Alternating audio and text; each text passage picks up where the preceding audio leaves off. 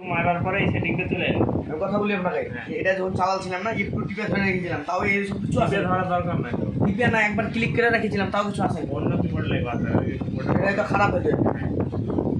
এভাবে সেটিং হলো। তো এই যে মালটা, এই যে 4 কোণ একটা সুইচের কাজ শুধু, ঠিক আছে।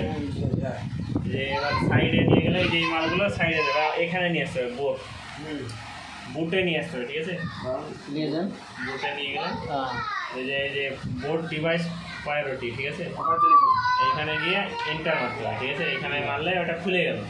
আর এখান থেকে আপনাকে যে সিডি ডিভিডি করা আছে না, এটাকে ইন্টার মেরে এই হার্ড ডিস্ক নিয়ে আসতে হবে। হার্ড ডিস্ক ওটা লাগা আছে। হ্যাঁ, হার্ড ডিস্ক করে দিলেন। আর এই যে নেটওয়ার্ক, এই মালটাকেই করতে হবে, এই মালটাকে অফ করতে হবে। নো করে দেব। হ্যাঁ, এটাও ডিজেবল করে দিলাম, ঠিক আছে। এটা যে সবগুলা ডিসেবল। হ্যাঁ, আর এটা শুধু হার্ড ডিস্ক।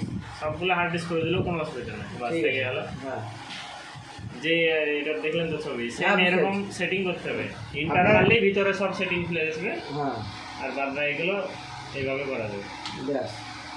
তারপরে হলো এই মালটা ব্যাক সুইচ টিপা, হ্যাঁ, এটা মারার পরে আমি করে দেই, শেয়ার করে দেই। এইদিকে আছে বাম দিকে। ইসিএস। তারপরে হ্যাঁ, ইসিএসটা মারার পরে এক্সিটে মারার পরে Enter। একবার ইন্টার আর একবার ইন্টার হয়ে গেছে। এবারে এটা নাহলে ফোন করবো, নাম্বারটা নিয়ে নিচ্ছি।